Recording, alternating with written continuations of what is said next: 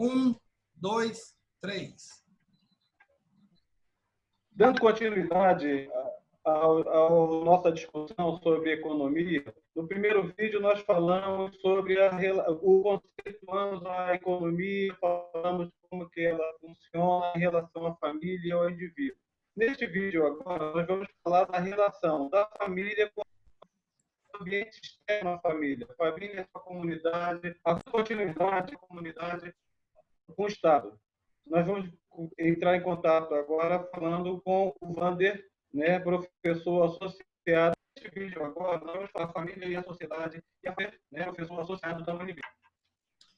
Olá a todos, é um prazer estar aqui com vocês de novo, dando continuidade, né, nesse diálogo que a gente está propondo, no sentido de qual a importância do indivíduo, né, um indivíduo com a racionalidade econômica, qual a importância dele, tanto dentro da família como dentro da sociedade. Né? Como o professor Bernardes colocou, né, a gente discutiu, a gente colocou alguns conceitos econômicos, né, no primeiro vídeo, a racionalidade de comportamento que a ciência econômica estuda, e a nossa meta agora é isso. Esse indivíduo faz parte de uma família, e essa família está dentro de uma sociedade. Né? O título é até um pouquinho provocativo, no sentido de que o indivíduo, a soma dos indivíduos que formam, né, uma família e a soma dessas famílias que formam uma sociedade, acaba que a sociedade ela é muito maior do que a soma dessas partes, né, a soma dessas famílias. E essas famílias são muito mais fortes com a soma desses indivíduos. Então, essa é a nossa proposição hoje, poder dialogar, né, também um pouquinho sobre esse link família e sociedade. Ok. Começando essa conversa, Wander, sobre a família e a sociedade, cada indivíduo, como nós vimos, é um universo, né? Cada indivíduo tem suas expectativas, tem a sua forma de ver o mundo. Mas, como família, é importante, é interessante que a família ela tenha um senso comum de valores econômicos para se relacionar com a sociedade, ou funciona da mesma forma, cada um pensando por si? A esposa pensando no orçamento para comprar os gêneros alimentícios, né? O filho pensando no orçamento para comprar o seu videogame, o seu material de escola, sua roupa, ou tem que ter, seria interessante ter um senso comum de pensamento econômico da relação da família com a sociedade. Como você vê isso? Pois é aquela história. A ciência econômica ela avança também conforme os comportamentos humanos. É uma ciência social. Então, a gente já tem alguns estudos, né, lá para trás, alguns estudos mostrando sobre a eficácia dos comportamentos individuais. Por exemplo, numa sociedade japonesa, né, a mulher, né, a esposa, tem um papel muito forte na questão da execução do orçamento. O marido, aquele papel de ir buscar a renda. Né? Então, isso já se estudou muito isso. Mas hoje, né, acaba que a mulher também teve que ir atrás da renda, né, em algumas situações, o marido tem que fazer o controle do orçamento. Entendeu? Então, acaba que é uma complexidade, né, o nosso dia a dia ele é mais complexo. E isso é interessante, porque isso chama para a gente, então, esses estudos. Então, por exemplo, existem alguns, vamos dizer assim, alguns conceitos, né, ou mesmo alguns comportamentos que são basicamente alguns fatos estilizados, ou seja, o mundo todo segue. Essa questão do indivíduo, né, a gente já conversou bastante no primeiro vídeo, mas é super interessante isso, a questão da infância e do trabalho. Por quê? Porque tem muito mais coisa do que simplesmente gerar renda envolvida. Então, a formação daquele jovem passa pela infância. A formação daquele adulto passa pela sua juventude. Então, não tem como evitar essas etapas. Então, talvez se você tentar fazer todo mundo na família buscar renda, tomara que tenha um sucesso, né? Você vai conseguir uma renda atrativa, porém, você vai estar queimando etapas na formação dessas pessoas. Isso aí pode ter consequências lá, né? Podem trazer consequências lá na frente. Então, é muito interessante isso. A infância foi feita para se divertir. são os primeiros contatos, a escola tem que ser atrativa. Aquela criança que tem prazer em ir para a aula, né, que não é muito normal, né, não é muito corriqueiro, mas isso é o mundo ideal. Né? Não simplesmente para ir buscar o conhecimento, mas no sentido de encontrar, fazer novos amigos, as relações sociais, elas começam ali.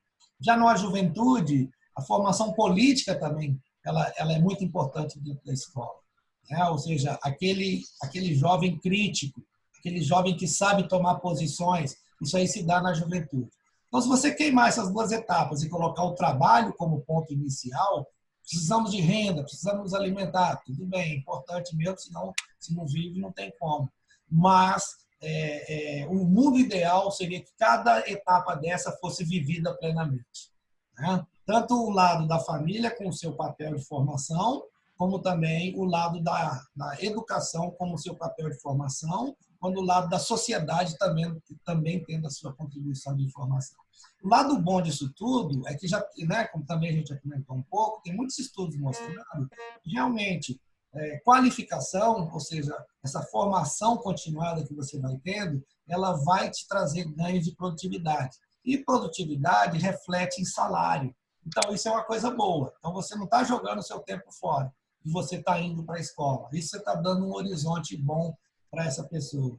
E se você tem qualificação, estudo que te leva à qualificação, com certeza a gente vai ter impactos econômicos lá na frente na sociedade positivos.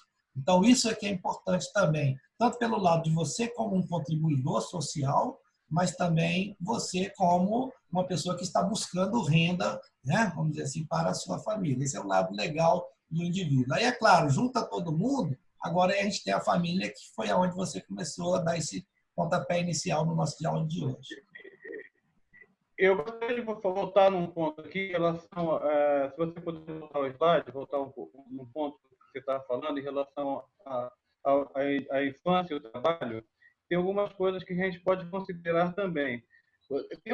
Hoje em dia, existem sim algumas profissões que são saudáveis, são salutares a crianças. Né? A área de dramaturgia, de filmes, a área de comunicação, essa área, ela é salutar as crianças trabalharem. Você vê crianças trabalhando excelentemente em teatro e no cinema, né? Mas isso não necessariamente afeta a vivência educacional da criança. A criança e tem que ser preservada essa vivência educacional. No âmbito da economia, nós sabemos também que em alguns países asiáticos, Coreia do Sul, existem disciplinas de economia voltada para a criança, para que ela comece a ter o conhecimento, comece a ter, de uma forma lúdica, o manuseio do capital, saber lidar com o capital, essa vivência educacional. No âmbito humano, saber iniciar o capital. Isso é muito interessante. E isso não existe ainda na nossa grade de educação no Brasil. Ou seja, esse valor de entendimento econômico não é facultado às crianças no Brasil.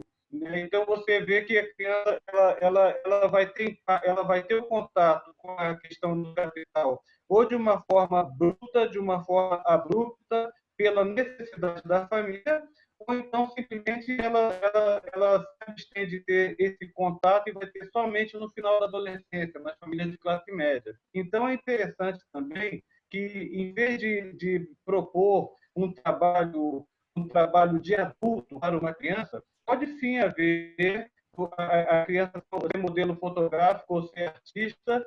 Quando criança, você vê hoje que tem muitas youtubers, né, que elas têm redes sociais e elas falam com outras crianças e continuam evoluindo, né, na parte educacional.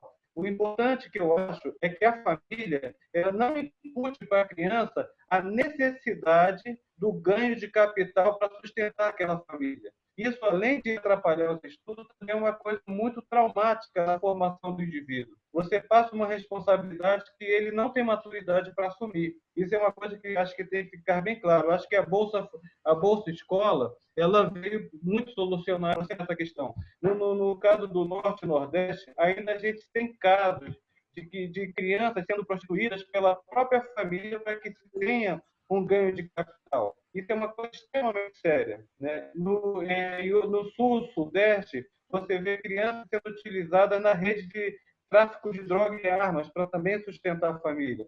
Essa inversão de valores tem que ser combatida de uma forma muito forte também para que a gente consiga ter uma estrutura bacana da sociedade. Né? A gente, no sul, sudeste, você vê de tráfico bacana. O Estado tem que olhar mais atento para isso.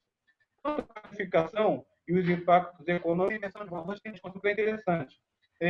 Na formação, é muito comum, na minha comunidade, os pais exigirem que as crianças chegassem ao ensino médio. A partir daí, tinha que se lançar no mundo para trabalhar. Não se tinha um entendimento que uma pessoa adulta, com a família formada, com filhos e esposa, não se ficasse mais. A gente vê que esse tipo de entendimento ainda acontece muito. E a gente percebe que o mundo necessita de uma qualidade daí não se qualificasse mais. A gente vê que é identificação constante. Como é que você vê essa questão, Wanda? Eu acho que você colocou vários exemplos, né, e que são inegáveis, realmente isso acontece. Agora, também, não é simplesmente, vamos dizer assim, a falta de consciência dos pais que leva a essa tomada de decisão. É toda uma questão de necessidade. Então, por exemplo, quando a gente tinha uma economia agrícola lá atrás, os pais oravam para ter simplesmente filhos homens, porque ele precisava de mão de obra dentro das suas terras. Então, quer dizer, toda uma questão de formação social. Hoje a gente tem uma economia, uma sociedade um pouco mais urbana, né? O setor urbano está crescendo muito, o setor agrícola, o agronegócio está se profissionalizando de tal forma, né, que hoje você está expulsando o homem do campo e aqueles que ficam lá têm que ter uma qualificação muito elevada, porque o setor agronegócio está exigindo isso, então muitas pessoas estão indo para as cidades e aí vem a questão dessa necessidade de sobrevivência. Então acaba que você leva a ter que tomar decisões dentro da família de tal forma que afete essa sequência teórica que a gente colocou de infância, juventude, né? Você buscar o trabalho, né? Hoje você buscar um trabalho com 28 anos, 30 anos, é normal. Por quê? Porque hoje a sua formação ela é cada vez mais forte, cada vez mais especializada, de tal forma que se você ficar estudando até os 25, 26 anos, é normal. E dentro dessas estruturas de ensino, você precisaria dar essas condições. Aí entra o Estado, realmente, como você colocou. O Estado que realmente, entre aspas, segure a criança dentro da escola. É muito legal quando você vê, por exemplo, o Bolsa Família, a exigência de para você receber a renda na sua casa, você mãe, você pai, é obrigado você mostrar que o seu filho está na escola. É obrigado você a mostrar o cartão de vacina, não só da criança, como da própria mãe. Entendeu? Poderia ser mais um pouco. Era obrigado, vamos dizer assim, o pai mostrar que está sendo qualificado, que está fazendo um curso, que está se aperfeiçoando. Então, quer dizer, esse foi o lado legal do programa. Então, apesar de ser um pequeno valor, a média, se eu não me engano, é 187 reais, muito baixa a média por família que recebe, porém, teve esse impacto muito interessante, que a gente só vai ver isso mais adiante. Saúde e educação, normalmente os resultados são de médio e longo prazo, mas a gente vai ver os resultados desse programa. Esse é o lado positivo do programa. Por mais que se fale desse programa, ele tem resultados muito interessantes. E é justamente essa questão da sequência. Essa sequência não pode ser perdida. A escola, realmente, inicialmente, é o lugar para você ir com prazer. Pode ser que não seja. A juventude, né, é o lugar de você ter esses conhecimentos, você pegar esses conhecimentos antes de você entrar na sociedade, vamos dizer assim, né, de cara e coragem. Você já tem esse conhecimento político, você já tem esse conhecimento da nossa realidade social. Essas diferenças que você coloca do norte, nordeste, sul, sudeste do país, centro-oeste, elas são explícitas, elas são claras e realmente você precisa de política pública. Então, esse indivíduo, ele tendo consciência dessa família, da sua formação, da sua qualificação, do seu impacto social, se juntar, você forma uma família. Aí vem essa questão que você está colocando. Às vezes o pai e a mãe precisam do filho para subsistência, para trabalhar. Né? Por quê? Porque o que ele está trabalhando não está dando conta. Então, isso também né? Às vezes o programa social ele é importante nesse sentido. Pai, toma aqui R$ 180. Ah, não é muito, não é, né? Mas vamos dizer assim, ó, que tá, é o que dá. Toma aqui R$ 180 para você não levar o seu filho para pedir na rua, para trabalhar. Tenta evitar isso aí. Ah, não, eu preciso. Bem, aí você não vai receber. E você tem que mostrar lá ó, o boletim, a presença dele mensalmente, para poder o dinheiro cair na sua conta. Então, isso é interessante. Você tem que mostrar o cartão de saúde, que você está vacinando direitinho. Porque R$ 1 que você gasta agora, vamos supor, com uma vacina, com alguma coisa, são R$ 3 que você evita de gastar com essa pessoa mais adiante. Então, quer dizer, é importantíssima essa questão da prevenção. A gente tem uma saúde preventiva e não uma saúde curativa como é atualmente. Você vai no hospital, basicamente, para se curar, né? Agora, a saúde, vamos dizer assim, de um país desenvolvido, é a saúde para você não precisar ir no hospital para curar, mas sim para evitar a doença, que é muito mais barato. Entendeu? Então, acho que isso tudo tem toda uma sequência. Então, algumas sociedades tomaram essa decisão. Saúde e educação, eu tomo conta, eu, governo, vou tomar conta, o Estado vai assumir isso aí. Outras economias, outras sociedades, como a brasileira, por exemplo, ficou aquele meio termo, né? Como a gente já conversou aqui um pouco. A educação primária, a formação primária é muito boa no Brasil. A formação da juventude, a formação primária pública é muito boa. A formação da juventude pública não é muito boa pública, né? Agora, a formação superior pública é muito boa. Entendeu? Então, tem algum erro aí. Então, a gente precisa alocar o recurso. É justamente isso. A gente precisa alocar o recurso público de maneira correta. Porque se ele não for de maneira correta, os impactos, né? A gente vê, o dinheiro é muito no Brasil. O Brasil está entre as 8 economias do mundo, entre as 10 economias do mundo. Caramba, a gente tem muito dinheiro na saúde, muito dinheiro na educação, porém os resultados não são muito claros. Sobre essa questão da educação em relação à economia, é uma relação intrínseca em relação ao pensamento de Estado. Você vê que o Brasil, você acabou de colocar, existe um fluxo migratório das pessoas saírem do campo e se concentrando na cidade, né? Em função você vê que o Brasil, do sistema macroeconômico que acontece na indústria agrícola, né? Então, o que poderia acontecer também é existir, primeiro, deveria existir anteparos sociais para que essas famílias se qualificassem e produzissem com a mesma intensidade que as grandes indústrias agrícolas produzem. Isso seria uma forma de você evitar, né, essa migração forçada. Outra questão também é que o Estado, na sua essência como educação, ele não absorve no currículo as necessidades das suas comunidades, das suas regiões. Você acabou de colocar. A educação, outra questão também, é que o Estado, na sua mensal básica, ela é interessante. Né? A alfabetização no Brasil ela tem um mecanismo muito bom, muito forte. Mas quando você pega a criança e joga na adolescência, onde a própria família pensa já numa forçá-la a entrar no mercado de trabalho, a escola começa a deixar de ser interessante. A criança ela estuda numa região agrícola e ela tem uma base de currículo igual de uma criança que está na capital de São Paulo. Então, é um currículo que não tem muito a ver com a realidade que ela vive. Não tem muito a ver. Eu vou dar um exemplo muito engraçado que aconteceu comigo. Na minha formação, já no final da minha adolescência, como músico, eu estava tendo aula de trigonometria, uma aula complicadíssima, né? Estava tendo aula de algoritmos e tal, e eu estava, sabe, a minha vida estava caminhando num sentido, já quase profissional, e eu perguntei para o professor de matemática, eu saindo de casa pela manhã, onde que eu vou usar o seno? Onde que eu vou usar a tangente quando eu for procurar um emprego? Esse professor ele simplesmente me botou para fora da sala, porque ele também não sabia me responder a relação do que ele estava ensinando com a realidade que eu vivia. E isso acontece com muitos jovens.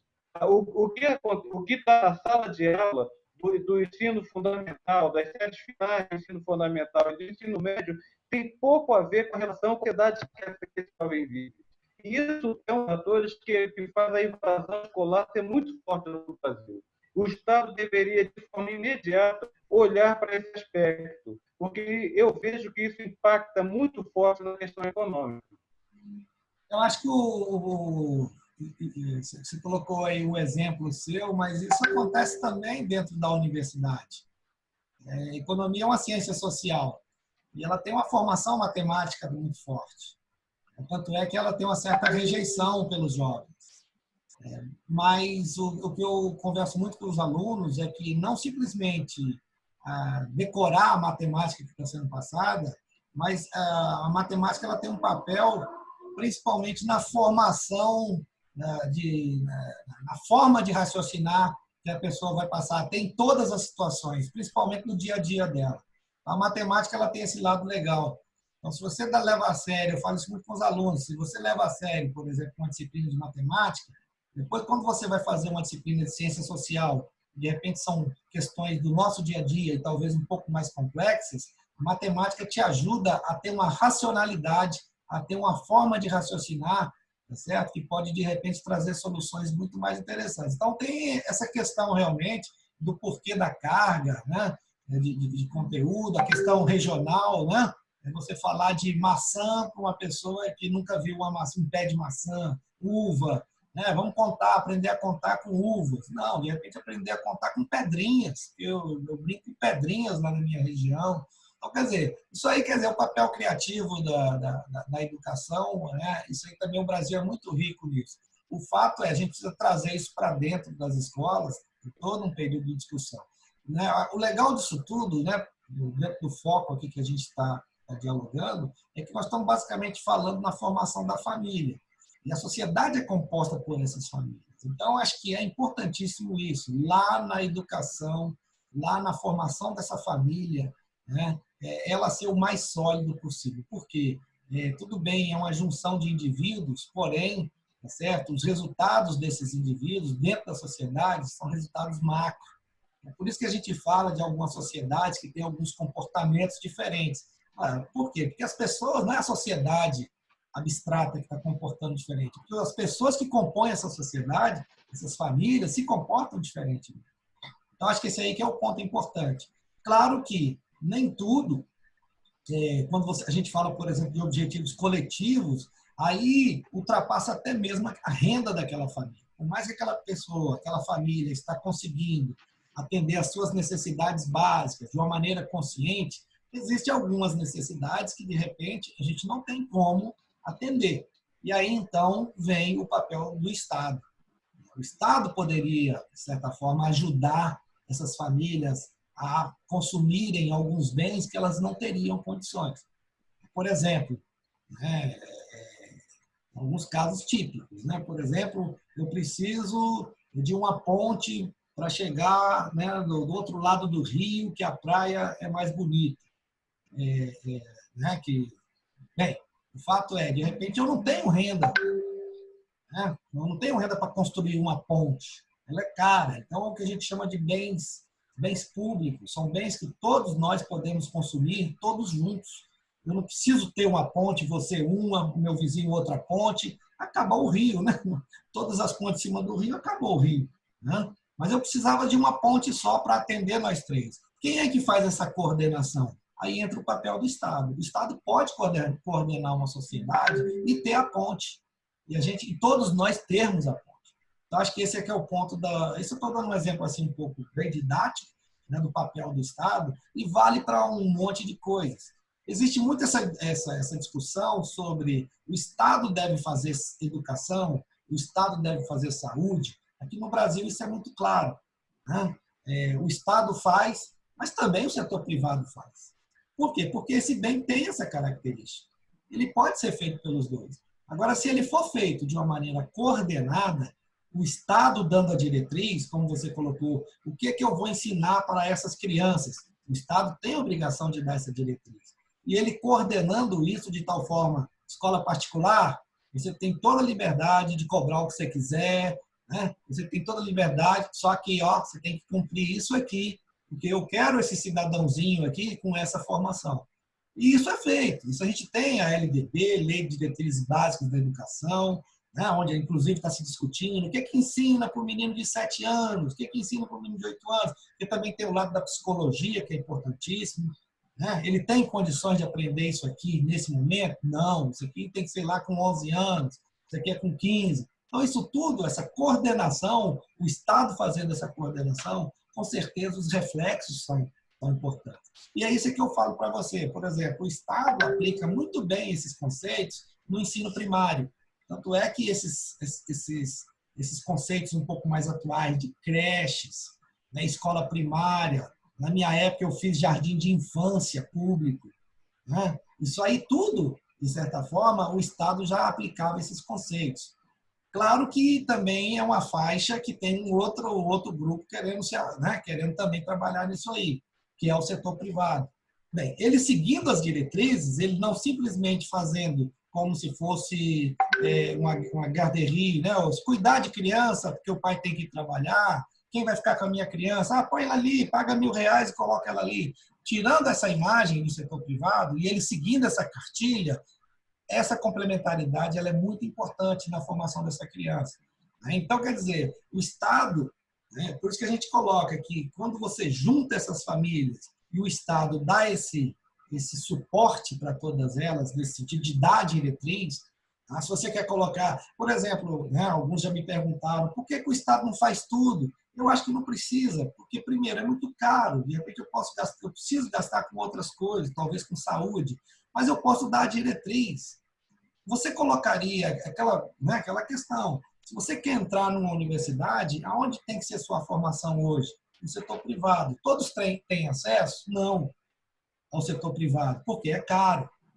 Né? Porque lá na minha cesta, com a renda que eu ganho, não comporta ter lá cursinho, ter lá o nível médio todo em escola particular, não comporta. Mas eu preciso ter essa formação para entrar na universidade.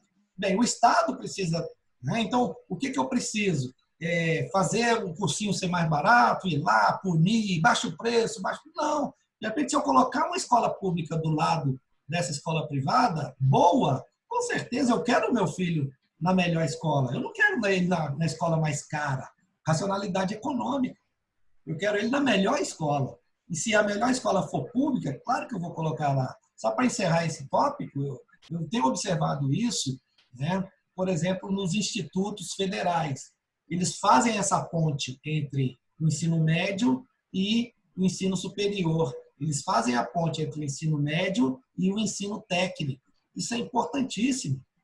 Ou seja, a criança, o jovem tem que ter opção.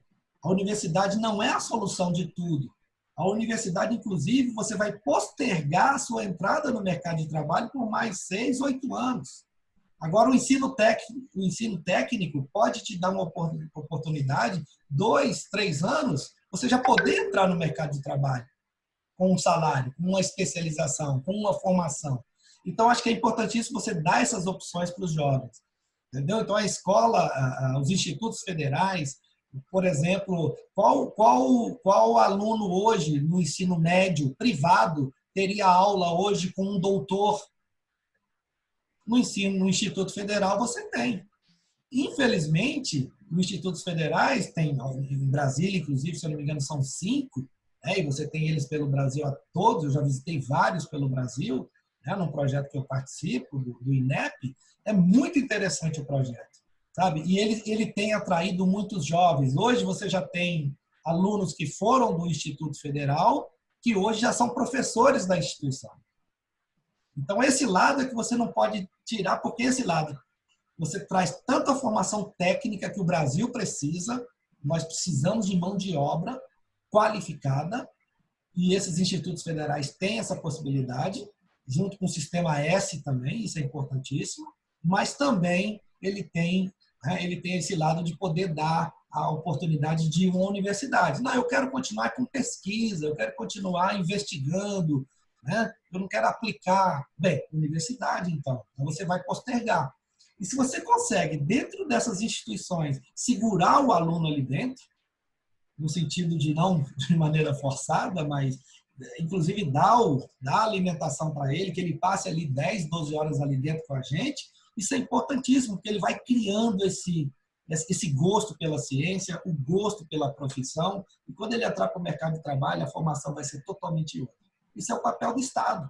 O papel do Estado, no sentido de oferecer isso diretamente, os institutos federais e as universidades, mas também o Estado, por exemplo, motivando, por exemplo, a própria indústria a fazer isso com o Sistema S, um SESC, um SENAI, entendeu? O Senat, né? Em todos os institutos S, isso pode dar para o...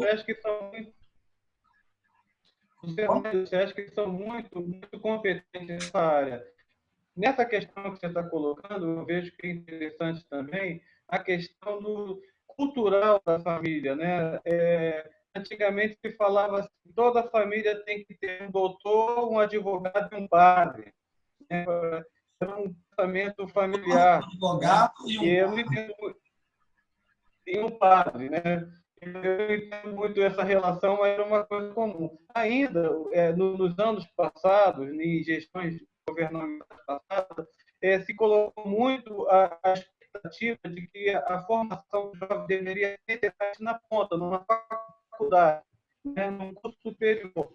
Mas nós sabemos que existem profissões interessantíssimas, extremamente bem remuneradas no nível técnico. Um exemplo muito simples, um mecânico que é especializado em motor de helicóptero. É uma profissão que paga muito bem. Né? Um técnico de enfermagem que é especializado em instrumentalização cirúrgica. Também é uma profissão muito interessante.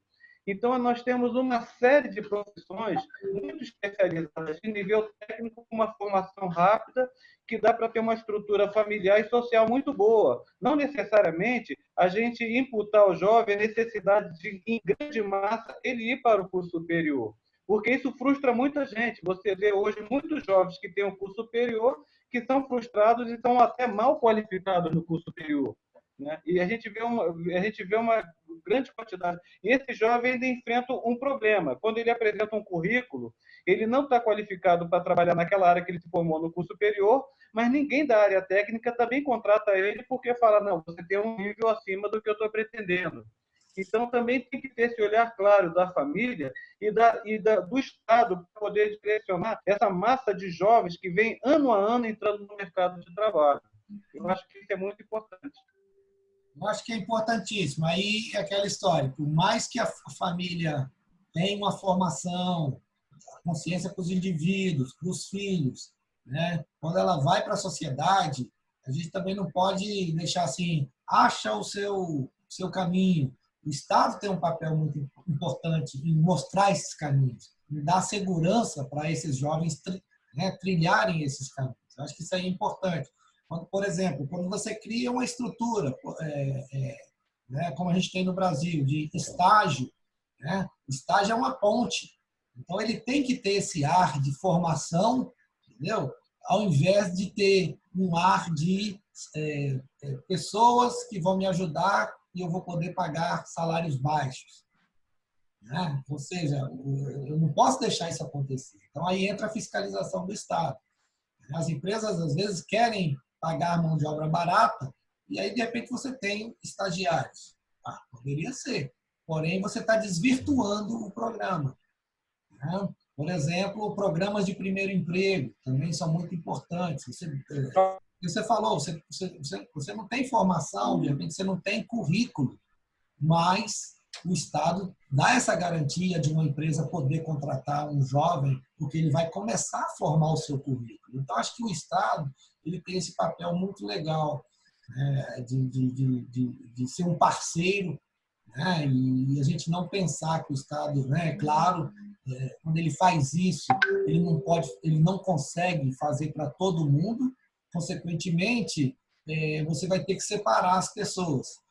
Nós estudamos muito isso, porque aí é um problema de informação. Foi o que aconteceu agora, por exemplo, com a Bolsa Emergencial. Eu chegar e falar, não, eu só vou ajudar quem está sem emprego, ou isso ou aquilo. Como é que eu vou separar essas pessoas? 70 milhões de pessoas apareceram querendo uma ajuda emergencial. Você não consegue separar as pessoas. Então, acaba que você tem que ajudar a todos. Agora, um programa como o Bolsa Família, você tem os pré-requisitos para você receber a sua carteirinha. Então, baseado nesse pré-requisito, foi o que aconteceu. Na primeira leva de pessoas você recebe Bolsa Família? Ok, você também vai receber o auxílio emergencial, que eu já sei, eu já tenho o seu cadastro.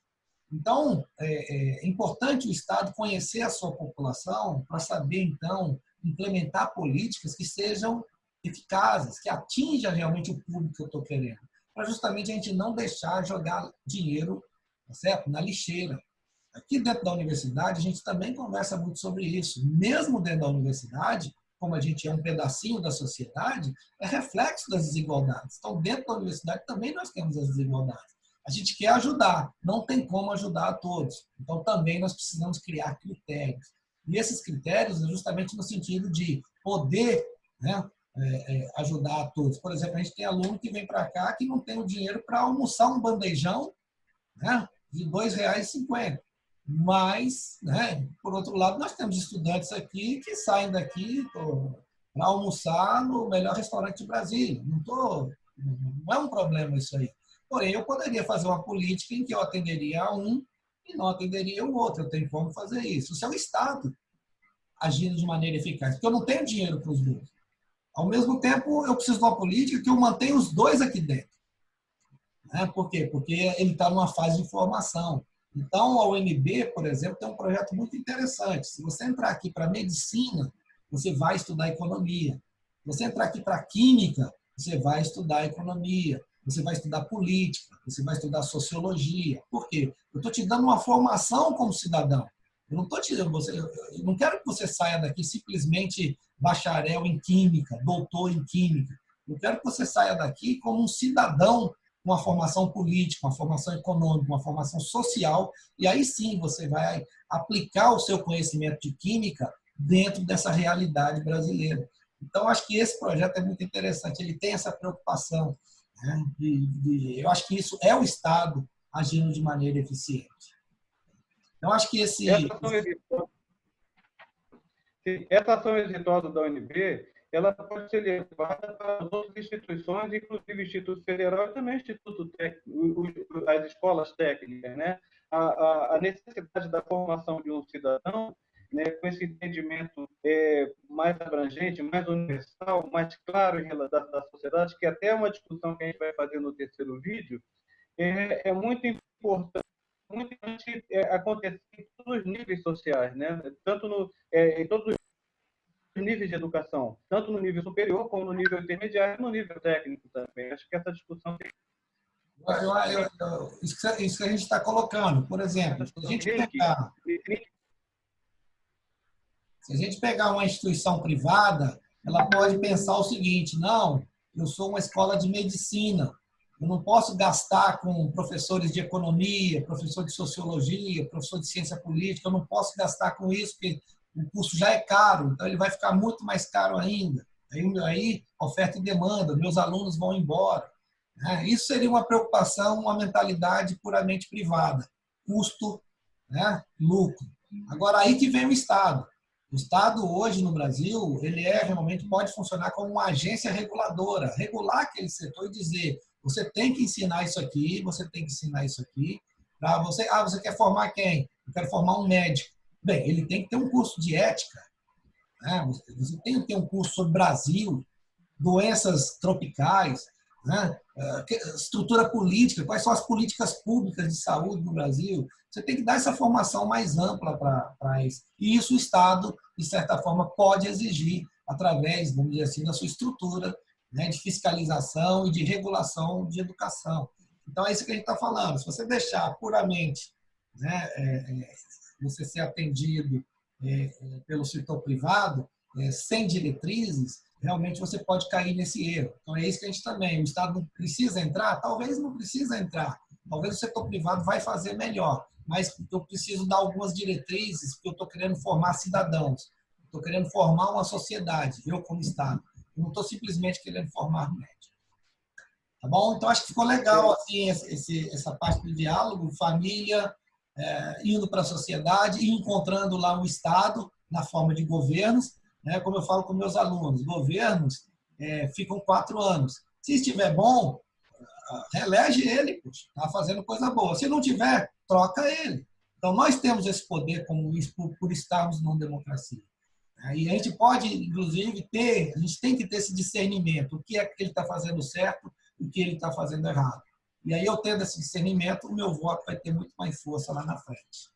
Obrigado por essa oportunidade aí, Bernardes, da gente estar dialogando, né, nesse segundo vídeo, certo? Muito obrigado. Eu que agradeço. Foi muito interessante essa conversa do segundo vídeo. E vamos para o terceiro, então, daqui a pouco.